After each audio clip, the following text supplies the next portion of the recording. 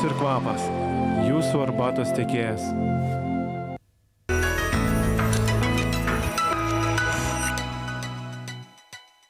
Tęsime labą rytą ir mūsų studijoje svečiuojasi Andrius Žilinskas, arbatos ekspertas, kaskart prikvėpinantis studiją, tai arbata, tai kava, šį kartą arbata. Ir šalant orams, ką tik išleidome klimatologiją, tikrai jie atšals. Ar pastebima, kad žmonės labiau šildosi, geria arbatą? Labas rytas visiems, iš tikrųjų labai didelis yra sezoniškumas arbato ir tik tai atvėsus orams pirkimai arbatos padidėjo akivaizdžiai kelis kartus. Kokią arbatą dažniau renkasi žmonės? Žmonės, kaip skirstama galų arbatą?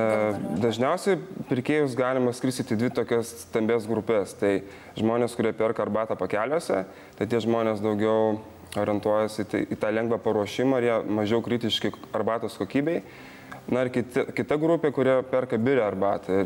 Tiems žmonėms labiau rūpi pats arbatos paruošimo procesas, arbatos gėrimas ir tie žmonės daugiau ieško daugiau skonių, daugiau įvairovės. Kalbant apie pakelinę arbatą, turime jo čia pavyzdžių. Kaip sužinoti, ar arbatoje nėra sintetinių priedų ar dažiklių? Kai kurie gamintojai naudoja tam tikrus triukus ir mes čia dabar visi pasižiūrėsim praktiškai, kaip galima atpažinti tuos užslėptus triukus, kaip aš vadinu. Tai galima perkirpti, nežinau, kiek žmonių yra bandę perkirpti arbatos pakelį, bet dabar štai... Beriu. Perkirpat, išbėrėt ir čia matot jo turinį. Aš šalia išbersiu, kaip atrodo biri arbata juoda. Tai, kaip matot, yra gana akivaizdus skirtumas ir perkant arbatą, tarkim, prekybininkam, tai tiek, kiek skiriasi vaizdas arbatos, dažnai skiriasi ir pati kaina. Tik tai jau kai pamato prekybos lentyną, ta kaina pakelinės arbatos pakelios ir sveriamos dažniausiai, jeigu žiūrėt kilogramo kaina, yra labai panaši. Tai dažniausiai pirkėjas sumoka už pačią pakuotę didžiąją dalį, pirkdamas arbatą pakeliuose, ne už pačią arbatą. Sumoka už patogumą. Čia gerokai susmulkinta ir... Ji yra gerokai susmulkinta ir ji, kaip matot, yra tikrai gana smulkinė, šiek tiek primena net ir arbatos dulkės, bet kokiu atveju tai yra arbata. Tik tiek, kad jinai yra kur kas pigesnė ir kokybės atžvilgių nėra kokybė jos aukšta. Kaip dar galima pažiūrėti tą kokybę, ieškoti kažko? Dabar galima tokių irgi pasižiūrėti, galite perkirpti į tokį pakelį. Ir čia yra arbata su įvairių uogų, su įvairiom uogom, įvairių uogų skonių. Bet jeigu jūs ją perkirpsit, tai pamatysite, kad tų uogų nelabai čia daug kur matosi. Čia galit dar. Praktiškai nesimato visai, o yra tokie balti grūdeliai, tai tie balti grūdeliai yra įvairūs saldikliai ir aromatizatoriai. Tai tie žmonės, kurie nenori vartoti, nori kuo mažiau vartoti aromatinių priedų, tai gali irgi pasižiūrėti, ar toje arbatoje yra iš tikrųjų natūralių uogų, ar ten yra daugiau įvairių saldiklių ir aromatinių priedų. Tai irgi galima šalia palyginti, tarkim, arbata čia su uogom biri arbata. Tai akivaizdžiai matosi, kad čia jau galima pastebėti, ar yra joje uogų, ar yra tik tai aromatiniai priedai. Ką toliau žiūrim?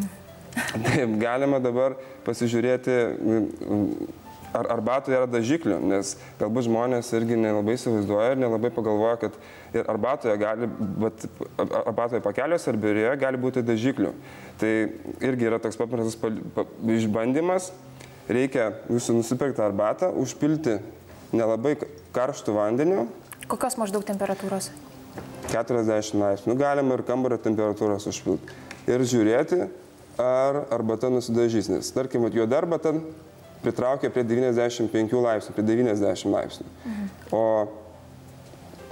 Ir jeigu, galima palaukti kelias sekundės, jeigu jūs užpilate vėsiu vandeniu juodą arbatą ir jį gražiai nusidažo, bet kaip tai čia, greičiausiai tų dažiklių čia yra. Tikriausiai tų dažiklių čia yra, nes, kaip matote, biri arbata, kur lyginu, kur nėra dažiklių, ji netaip greitai keičia spalvą, praktiškai iš vis nekeičia, o arbatoje, kurio dažiklių yra, jau jinai kuo toliau, tuo gražesnė darosi. Nors vanduo nėra tinkamos temperatūros tam, kad natūraliai pritrauktų pačią arbatą.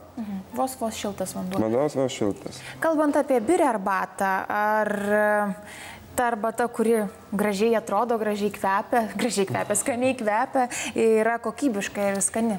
Tai visi prekybininkai žino, kad dažniausiai pirkėjas perka akimis ir irgi gali būti toks triukas, kad arbata gal ir labai gražiai atrodo, jie yra gražių priedų, bet ji gali būti nelabai kokybiška. Ir čia jau atskirti yra gana sudėtinga ir atskristi tik tai paragavę arbatą, nes tie visi arbatos mišiniai pagrindas yra toks, kad yra kokia nors žalia arba juoda arbata, dažniausiai jeigu žalia tai senčia, jeigu juoda tai ceilonas, maišoma su priedais. Tai jeigu gali būti taip, kad arbata labai gražiai atrodo, bet, tarkim, arbatos priedai irgi labai gražus, bet, tarkim, pati bazinė arbata nėra labai kokybiška. Tai čia reikėtų ragauti ir reikėtų uostyti arbatą, žiūrėti, ar jaučiasi ir arbatos kvapas, ar nekvepia arbata odekolonu, ar panašiais cheminiais kažkokiais tai aromatais. Ir dar labai svarbu, kad arbatos pats laikymas ir pateikimas. Reikėtų vengti pirkti arbatos, kuri yra pateikiama permatomose maišeliuose su įvairiais langeliais, nes arbata labai bijo šviesos. Didžiausias priešas arbatos yra drėgmė ir šviesa, nes arbata yra kaip ir visi kiti produktai, yra maisto produktas, yra tam tikros laikymo sąlygos. Ir kadangi arbata yra gyva, tai šviesa ir drėgmė gali dėl šių sąlygų atsirasti kokių nors nereikalingų gyvių pačioje arbatoje, nes dar kas labai svarbu, kad arbata niekada nestovėtų šalia kokių nors kitų maisto produktų, tokių kaip riešutai, makaronai, džiovinti vaisiai, nes tai irgi gali sukelti sąlygas, kad arbata gali sugesti šalia būdama šių. Gali supelyti, gali atsitikti įvairiausių dalykų. Tai arbata, kaip ir dažniausiai visur parašyta ant arbatos pakelių, kad reikia laikyti tamsioje, vėsioje vietoje, vengti drėgmės ir vengti šviesos. Kalbant dar apie higieną, jau pokalbis mūsų keliauja į pabaigą. Ar higieniška plikyti popierių karštų vandenį? Čia irgi yra tam tikras požiūris. Vieniems pirkėjams atrodo nehigieniška plikyti biure arbatą kiekvieną kartą ją dedant į puodelį ir po to plauti tos sietelius. O kitiems atrodo nehigieniška plikyti tą arbatos pakelį, nes, kaip mato, arbatos pakelis yra didelę dalį užima pats popierius, į ką supakuota arbata. Ir kitas dalykas, kad kai kurie arbatos pakeliai, jie gali būti netgi suklijuoti kraštai. Tad tai reiškia, kad jeigu jūs išplikysit arbatą, tai kažkokia maža dalis tų klijų gali ištirpti. Aišku, ten yra mini mikro dalelės ir nieko jūs nei skonio nepajausit, gal ir nieko neatsitiks, bet tiesiog aš nežinau, čia reikia pasirinkti, kaip kam atrodo, kas yra labiau higieniška, kas ne. Na, kvepinti arbata vilioja, keliaujame jos ragauti. O jums, Andriau, gražios dienos ir ačiū už informaciją. Ačiū. Rubrika remia Skonis ir kvapas. Jūsų arbatos tiekėjas.